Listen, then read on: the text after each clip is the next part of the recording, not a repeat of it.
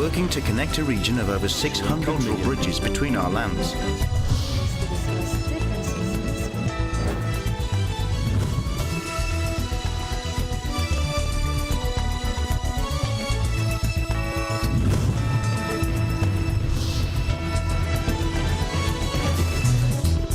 Good evening, I'm Alma Angeles, and you're watching ASEAN in Focus on tonight's headlines. Tonight, the World Meteorological Organization said the El Nino weather pattern is likely to develop later this year and could contribute to rising global temperatures. The National Water Resources Board urged the public to conserve water to help the government mitigate the impact of the El Nino phenomenon. President Marcos Jr. said the new U.S.-Philippine bilateral defense guidelines, which chart their vision for alliance cooperation across all operational domains, will be responsive to the security challenges faced by both countries. He spoke during the ASEAN Leaders Forum at the Center for Strategic and International Studies in Washington.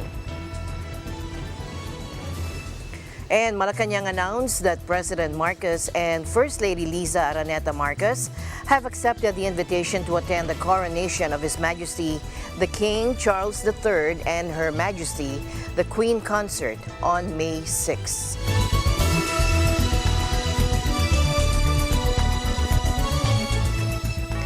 The World Meteorological Organization said the El Nino weather pattern is likely to develop later this year, and it could contribute to the rising global temperatures. This would have the opposite impacts on weather and climate patterns in many regions of the world than the 3-year period of La Nina that just ended and which often lowers global temperatures. Let's listen in. The next few months, from May to July, we have a 60% chances to enter into an El Nino phase. This likelihood will increase to 70% if we look at the period from July to August, and even to 80% if we go past August. But of course, beyond, we can't say much.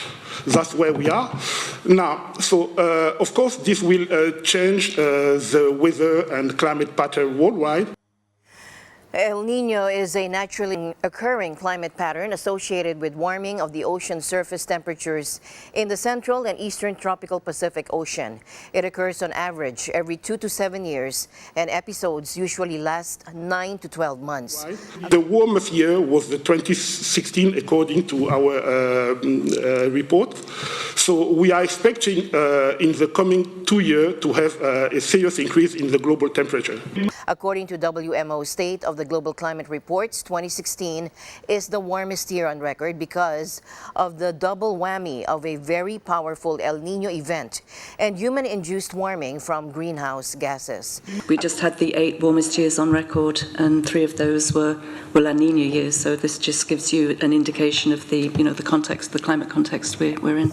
According to WMO's Professor Talas, the world should prepare for the development of El Nino, which is often associated with increased heat, drought, or rainfall in different parts of the world. It might bring relief from the drought in the Horn of Africa and other La Nina-related impacts, but could also trigger more extreme weather and climate events. The state of the ocean is warming, and we are currently in a so-called neutral phase of the El Nino oscillation, whereby basically we left the state of the La Nina and we are moving toward a different state. El Nino and La Nina are major, but not the only, drivers of the Earth's climate system. Meanwhile, the National Water Resources Board is urging the public to conserve water to help the government mitigate the impact of the looming El Nino phenomenon. Let's listen in. Ngayon po, ito pong nagbabandang El Nino, mas maganda pong habang tayo po sa pamahalaan ay ginagawa po natin kung paano mabigyan ng seguridad yung tubig na pangailangan po ng mga kababayan po natin.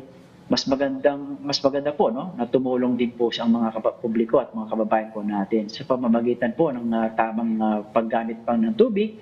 At yun nga po, yung direktiba nga ng ating Pangulo na paigtingin po natin yung pagko-conserve po, water conservation po tayo. At Sa ngayon po, nasa 194.4 meters po ang kasalukuyang level ng Angat Dam.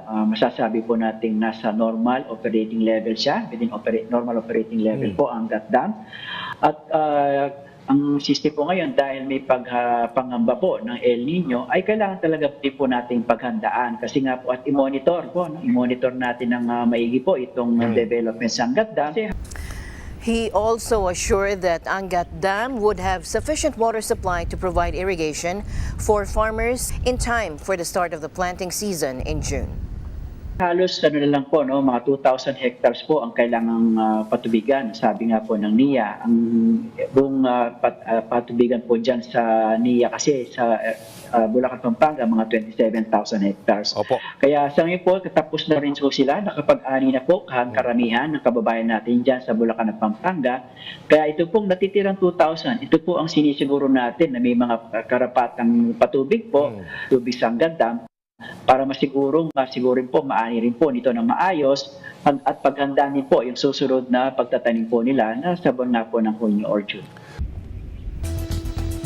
President Marcos Jr. said the new U.S.-Philippine Bilateral Defense Guidelines, which chart their vision for alliance cooperation across all operational domains, will be responsive to the security challenges faced by both countries.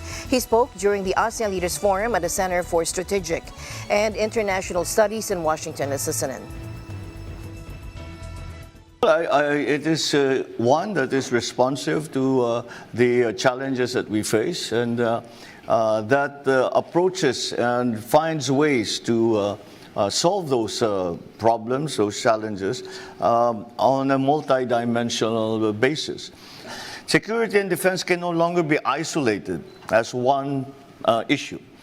There are attendant and ancillary issues that help to solve the problem, and that are part of the solution. In a meeting at Pentagon on Wednesday, U.S. Defense Secretary Lloyd Austin reaffirmed Washington's commitment to bolstering the Philippines' defense capabilities as the allies develop a security sector assistance roadmap to guide shared defense modernization investments over the next 5 to 10 years. President Marcos also stressed the need to focus on the new economy emerging from the post-pandemic world.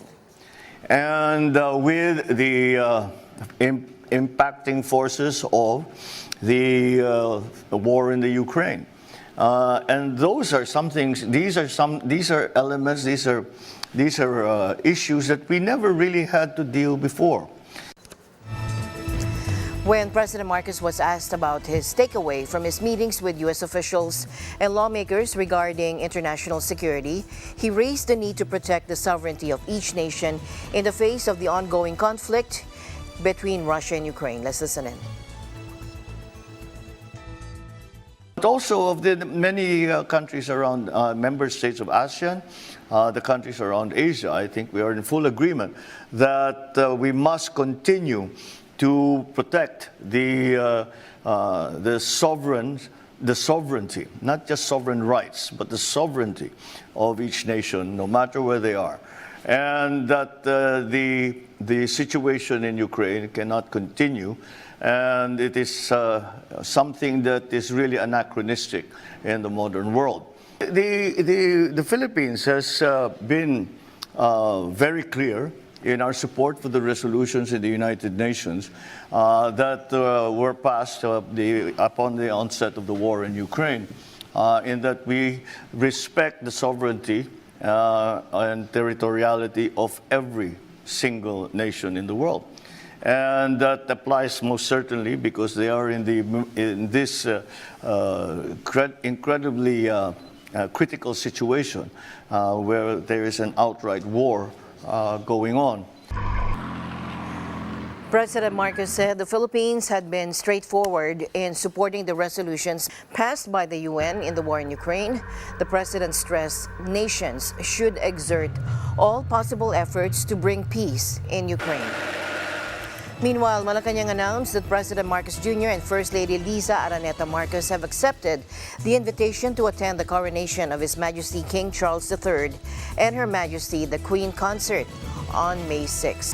Philippine Ambassador to the United Kingdom, Teodoro Locsin Jr. said President Marcos will not be staying long in England because he will still have to attend the Association of Southeast Asian Nations or ASEAN Summit in Indonesia that is going to be held on May 9. The start is on May 9. King Charles III, formerly known as the Prince of Wales, was born in 1948 and became heir apparent on the accession of Queen Elizabeth II in 1952. The Queen Consort was born Camilla Rosemary Shand on July 17, 1947 at King's College Hospital, London, the daughter of Major Bruce Middleton Hope Shand and the Honorary Rosalind Mond Shand. Meanwhile, President Marcos is heading to London tonight to further strengthen the economic relations and trade partnership between Manila and the United Kingdom. Let's listen in.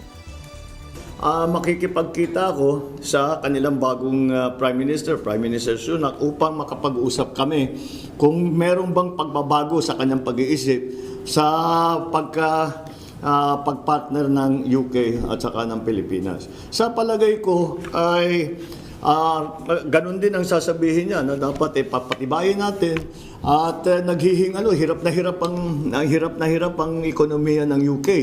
So baka isang bagay yun na pag-uusapan namin kung paano mag-trade o kung paano dagdagan isa sa lahat. I'm sure babanggitin niya kung pwedeng makakuha ng healthcare workers galing Pilipinas dadalhin sa UK. Now, the president also said his family would land at Gatwick Airport, where he will take the opportunity to check on some lessons learned by airport officials and apply them in improving the Philippines' major airports. In other news, the number of people in desperate need of food, nutrition, and livelihood assistance around the world rose for the fourth consecutive year in 2022. Let's listen in. The latest figures on the global acute food insecurity situation paint a very concerning picture. And in 2022, this means that over 250 million people, 258 million people, were in a situation of acute food insecurity. What we see is that even in situations characterized by conflict and violence, it's really this interplay of issues and overlapping of the impacts of violence on top of economic challenges, not least driven by sort of the ripple effects from the COVID-19 pandemic that the world has been feeling. And then, of course, climate challenges, the climate crisis and everything that means in terms of extreme weather events, whether that's extreme temperatures, whether that's issues related to water scarcity, to drought, or whether that's issues even related to flooding, excessive water in certain. Given that Ukraine and also the Russian Federation play such a significant role in terms of global food systems, when it comes to the production of a series of key food commodities or the production of key agricultural inputs such as fertilizer, any limitations on ability to produce or export impacts prices globally, has impacted prices globally. For us, there are a series of countries included in this report who are import-dependent low-income countries, and so obviously as prices have changed, prices have increased, those countries have been adversely affected. We have evidence through years and decades of intervention of what is needed at the household level to prevent famine, what is needed at the household level in order to address acute food insecurity, such as is documented by this report. But it needs to be scaled and it needs to be funded, and time-sensitive agricultural interventions are proven to be the most cost-effective way to respond to acute food insecurity for the vast majority of the people that are covered by this report. The challenge that we have is the disequilibrium, the mismatch that exists between the amount of money that's given, what that funding is spent on, and the types of interventions that are required to make a change. So globally, we know that only 4% of all of the funding that goes to food security interventions in food crisis contexts. In the contexts that are covered by this report, only 4% goes to time-sensitive agricultural interventions. That's something that needs to change if we really want to move the needle on the worsening trend in these numbers that exist. In other news, this week in a speech in Parliament, Singaporean Prime Minister Lee Hsien Loong said that Singaporeans need to realize the gravity of the external situation. He said Singapore and the world is facing not just one storm, but several. First, he highlighted the war in Ukraine. Take a look. After more than a year, the war is deadlocked with no good outcome in sight. Neither side can win, nor can either afford to lose. In fact, things have been at a stalemate since last November. The Ukrainians are understandably reluctant to stop fighting before they reclaim all of their territory. But this will be very difficult. The Russians are most unlikely to be defeated entirely, despite heavy losses. They have a large population and can still conscript more troops and mobilize more resources. The US and NATO countries are supplying Ukraine with more and more sophisticated military equipment, like longer-range artillery, the Patriot air defense system, and main battle tanks. If the Ukrainians using these Western-supplied weapons make a breakthrough on the battlefield, we cannot predict how Russia may react. What does this mean for the rest of the world? Even short of worst-case scenarios, the impact is bad. The war continues to disrupt global energy, food, and fertilizer supplies. We're all feeling it in higher prices. There are also significant implications on international relations. Relations between Russia and the NATO countries, the US and Europe, have completely broken down and will not return to normal anytime soon. Next, he highlighted in his speech the U.S.-China relations, where he cited Taiwan as the most dangerous flashpoint of all. Take a look. The prevailing view in America is that their efforts to work out a cooperative relationship with China have failed. And China's growing strength and assertiveness is becoming a grave threat to US interests and values. And therefore, the US must go for extreme competition and maintain as large a lead as possible, in their words, over China, in foundational technologies, such as semiconductor chips, quantum technology, artificial intelligence, biotechnology, and green technologies, all the things that count. But the most dangerous flashpoint of all is Taiwan.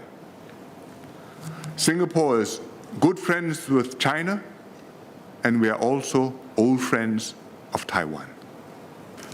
China considers Taiwan as the most important issue and the One China principle to be the reddest of its red lines. He mentioned President Tsai Ing-wen's visit and bilateral meeting with House Speaker Kevin McCarthy during her stopover in the U.S.-China launched 3 days of extensive military exercises all around Taiwan. Right now, tensions over Taiwan are high. U.S.-China relations will not improve anytime soon. Even if the two powers avoid a direct conflict, which thankfully I believe neither side wishes to see, enduring enmity and bad relations between them will be very costly for both and will mean big trouble for the rest of the world. It's a very worrying outlook, but we still hope that relations between US and China do not get worse and that both sides can keep lines of communications open. It's cleanup time in the waters of Bahrain. The Iglesia Ni Cristo members teamed up with the community in Jufair for its beach cleanup drive. Our Mid-East correspondent, Lorlyn Kalimlim, reports.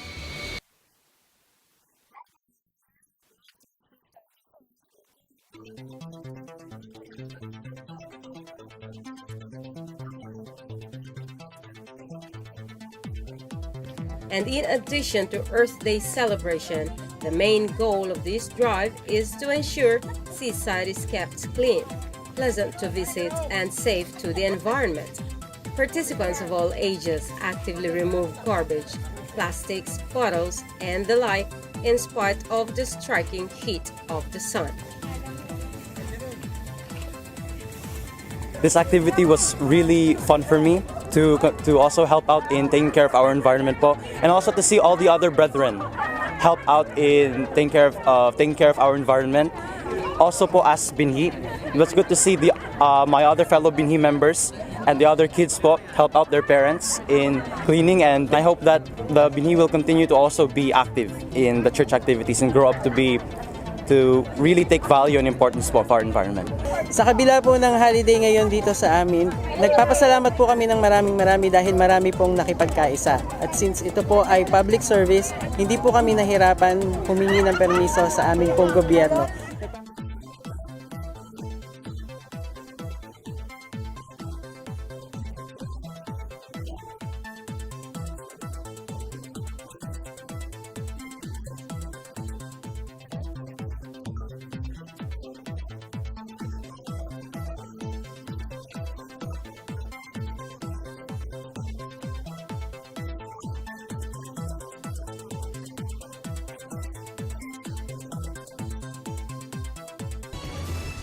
As my usual habit, I'd like to end the day on a positive note. Let's encourage and build each other up so that no one is left behind. And that's it for tonight's broadcast. I'm Alma Angela. Stay in the news because we live in extraordinary times. Good night.